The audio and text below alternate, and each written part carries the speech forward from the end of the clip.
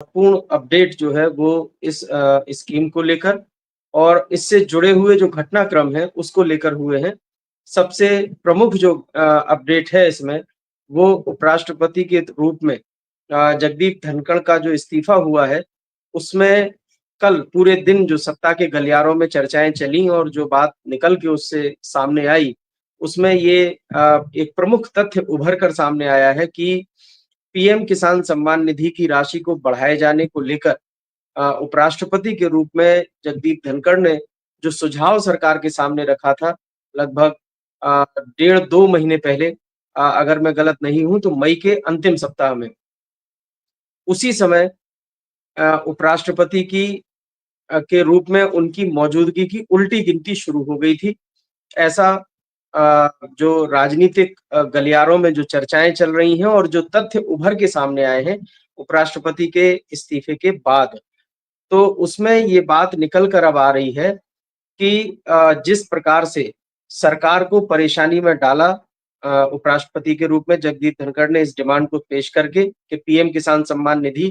किसानों का सम्मान नहीं बल्कि अपमान है। उन्होंने खुले और साफ तौर पर इन साफ शब्दों में ये बात कही थी कि सरकार को अगर वास्तव में किसानों का सम्मान करना है तो इस राशि में इजाफा करे और न केवल इजाफा करे बल्कि इसमें 5 गुने तक का इजाफा करने की बात उन्होंने कही थी।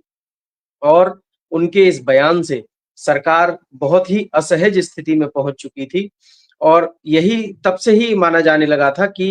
एक तरह से जगदीप धनखड़ ने वो जो है सरकार के खिलाफ, एक तरह से हम कहें कि अगर ये खिलाफत है तो गलत नहीं होगा, लेकिन सरकार के लिए परेशानी पैदा करना शुरू कर दिया था। शुरुआत हालांकि इसकी और भी पहले हो चुकी थी, लेकिन ये सार्वजनिक तौर पर दिया गया पहला ऐसा बयान था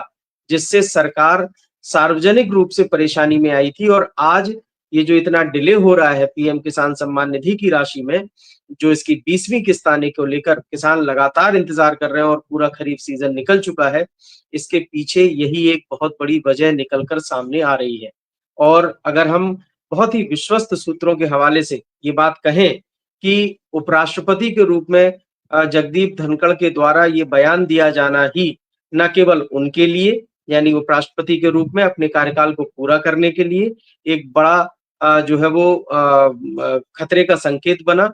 बल्कि किसानों के लिए भी ये परेशानी का सबब बन गया, क्योंकि सरकार अब इस पशोपेश में है कि हम इस राशि को बढ़ाएं अथवा ना बढ़ाएं। अगर नहीं बढ़ाते हैं तो विपक्ष हंगामा करेगा और अभी संसद का सत्र चल रहा है, मानसून सत्र चल रहा है और इस विषय पर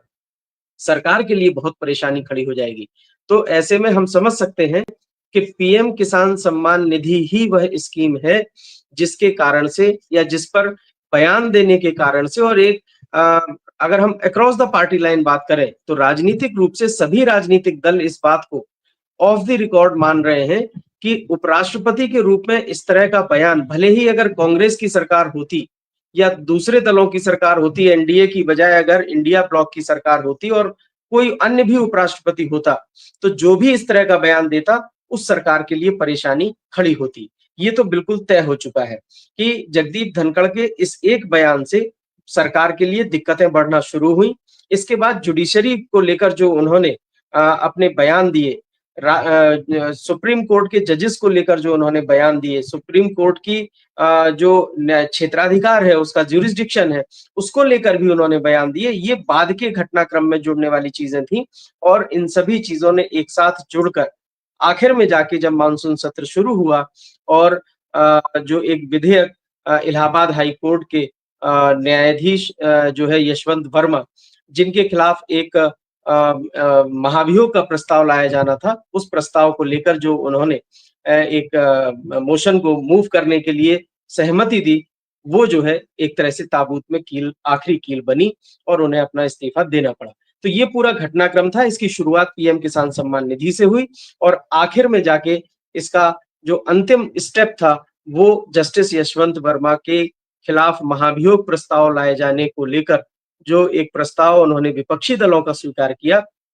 वो जो है उनके इस्तीफे की मूल वजह बन गई। तो हम अगर कहें की शुरुआत पीएम किसान सम्मान निधि से हुई और इतना इजाफा करने का यानी एक अमाउंट उन्होंने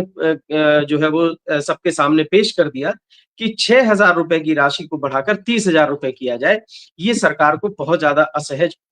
महसूस कराने वाला बयान था और यहीं से जगदीप धनखड़ जी के लिए अगर हम कहें कि उपराष्ट्रपति के पद पर रहते हुए उनकी जो परेशानियों के बढ़ने का सिलसिला था वो यहीं से शुरू हुआ और जानने वाले ये भी कहते हैं कि सार्वजनिक रूप से सरकार और उपराष्ट्रपति का जो कार्यालय है, जो ऑफिस है, उसके बीच में जो दरार है, उसकी भी शुरुआत वहीं से हुई थी। तो ये कोई बहुत लंबा घटनाक्रम नहीं है, कैसे हुआ, क्यों हुआ, इसके पीछे की वजह कुछ और है। लेकिन पीएम किसान सम्मान निधि इसको लेकर एक बड़ी वजह बनी और अब जाकर जैसा कि हम देख रहे हैं कि पार्लियामेंट में इस विषय को लेकर हंगामा हो सकता था, लेकिन सरकार ने जिस तरह से पूरा घटनाक्रम अभी हुआ है पिछले 2-3 दिनों में, उसके बाद से ये जो विषय है पीएम किसान सम्मान निधि, मैं कहना ये चाहता हूँ जिसकी वजह से ये सब कुछ हुआ, आज वही विषय पीछे चला गया है। और अब जबकि आज 25 जुलाई को हम ये बात कर रहे हैं,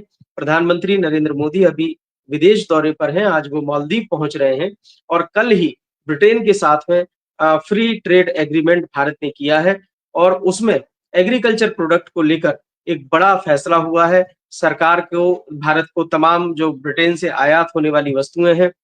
और भारत से ब्रिटेन निर्यात होने वाली जो वस्तुएं हैं उन पर टैक्स को लेकर एक निर्धारण किया गया है और एग्रीकल्चर प्रोडक्ट में भी उसमें शामिल है। तो आज चर्चा का विषय यही है। आज चूंकि शुक्रवार है, अब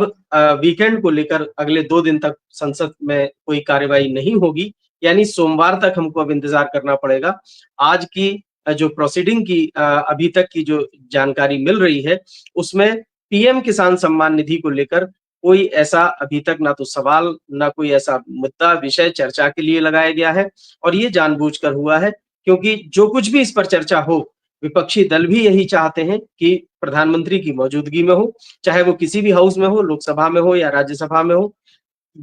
सभी विपक्षी दलों का एक स्वर से ये मानना है कि खेती किसानी से लेकर राष्ट्रीय हित के जो और 2-3 मुद्दे, बड़े मुद्दे हैं जिनको लेकर संसद में गतिरोध बना हुआ है, जिनमें पहलगाम में हुए आतंकवादी हमले को लेकर सरकार की तरफ से एक बयान चाहता है विपक्ष। ये विषय भी ऐसा है जिस पर प्रधानमंत्री की मौजूदगी में चर्चा कराए जाने की बात चल रही है और चूंकि पीएम अभी बाहर हैं, आज रात में उनके वापस आने का कार्यक्रम है या कल सुबह तक वो दिल्ली में होंगे। तो अब वीकेंड होगा, जो सिटिंग होगी, मीटिंग होगी वो मंडे को होगी। तो सोमवार तक हमें इंतजार करना पड़ेगा। फिलहाल हम यही कह सकते हैं कि ये जो विषय है, जिस पूरे घटनाक्रम की जड़ में पीएम किसान सम्मान निधि है और इस पर ही अब बहुत ही जोर देकर पक्ष और विपक्ष अपनी-अपनी दलीलें पेश करना चाहते हैं। तो आने वाले दिनों में इस पर एक गंभीर चर्चा होगी। हो सकता है इस पर बहुत सारी राजनीति भी हमें देखने को मिले। सत्ता पक्ष अब डिमांड करेगा, विपक्ष अब इस बात की मांग करेगा कि कम से कम उपराष्ट्रपति ने जो बात कही थी, सरकार उसको माने, राशि में इजाफा करे। अब देखना ये होगा कि कितना इजाफा इसमें होता है। क्या सरकार 5 गुने तक का इजाफा करने की स्थिति में है? अगर मैं अपने व्यक्तिगत अनुभव के आधार पर कहूँ तो मुझे ऐसा होना बिल्कुल संभव नहीं लगता है। मौजूदा परिस्थितियों में सरकार किसानों की मदद के लिए बहुत दूसरे उपाय कर रही है और ये ऐसे उपाय हैं जो किसानों को आत्मनिर्भर बनाने की दिशा में महत्वपूर्ण कदम साबित हो सकते हैं और डायरेक्ट बेनिफिट ट्रांसफर स्कीम के तहत ये जो पीएम किसान सम्मान निधि की राशि जारी की जाती है, सरकार का सैद्धांतिक तौर पर ये मानना है कि सीधी-सीधी कोई भी रकम किसी भी व्यक्ति को जितनी ज़्यादा मात्रा में दी जाएगी, उससे कोई भी व्यक्ति चाहे वो गरीब वर्ग के लोग हों या किसान हों, उनका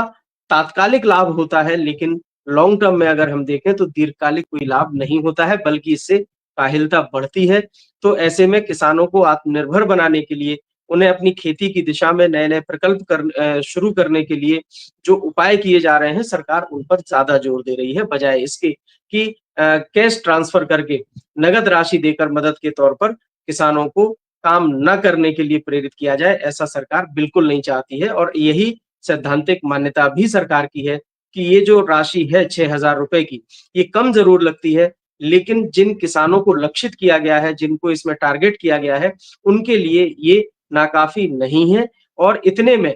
जिस जिस मकसद से ये राशि दी जाती है, वो मकसद पूरा हो जाता है, यानी खाद बीज का जो छोटी जोत के किसान हैं, उनके लिए खाद और बीज का इंतज़ाम बड़े आराम से इसमें हो जाता है। इसके अलावा जो मदद सरकार की तरफ से मिलनी चाहिए उन किसानों को, वो तमाम अन्य दूसरी योजनाओं के माध्यम से सरकार पहुँचा रही है। तो इसमें 5 गुने तक का इज़ाफ़ा करने की बात कम से कम मेरे गले नहीं उतरती है। मैं मानने के लिए तैयार नहीं हूँ कि सरकार 5 गुने का इज़ाफ़ा करेगी। लेकिन चूँकि विपक्ष दबाव बनाने की पूरी कोशिश करेगा इसी सत्र में, तो ऐसा हो सकता है कि इसको रीशेड्यूल किया जाए, इसकी नंबर ऑफ इंस्टॉलमेंट को बढ़ाया जाए, 3 की बजाय 4 या 5 किया जाए या थोड़ी बहुत राशि में भी इज़ाफ़ा कर दिया जाए। क्योंकि बिहार का चुनाव है और सरकार को एक तरह से पॉपुलिस्ट स्कीम को देखते हुए बिहार के लोगों को भी लुभाना है, तो इसके माध्यम से सरकार इस मकसद को पूरा कर सकती है। हम इतना कह सकते हैं कि यही पीएम किसान सम्मान निधि उपराष्ट्रपति के रूप में जगदीप धनखड़ जी के लिए एक तरह से गले की हड्डी बन गई और अब यही पीएम किसान सम्मान योजना संसद में किसानों के लघु एवं सीमांत किसानों के लिए एक भविष्य की रूपरेखा तय कर सकती है विपक्ष द्वारा और सत्ता पक्ष के द्वारा। इसमें श्रेय लेने की होड़ दोनों तरफ से लगी हुई है और यही वजह है कि आज तीसरा दिन होने के बाद भी अभी तक इस पर कोई चर्चा नहीं हो पाई है क्योंकि दोनों तरफ से नूरा कुश्ती चल रही है। दोनों पक्ष ये चाहते हैं कि ज़्यादा से ज़्यादा श्रेय इस योजना के माध्यम से किसान वर्ग में सत्ता पक्ष या विपक्ष इनमें से किसी एक को मिले। तो अभी पूरी तरीके से एक तरह से हम कहें कि अखाड़ा जो है वो हम सबके सामने है और सभी ताल ठोक रहे हैं। देखना ये होगा कि किसके खाते में कितना श्रेय जाता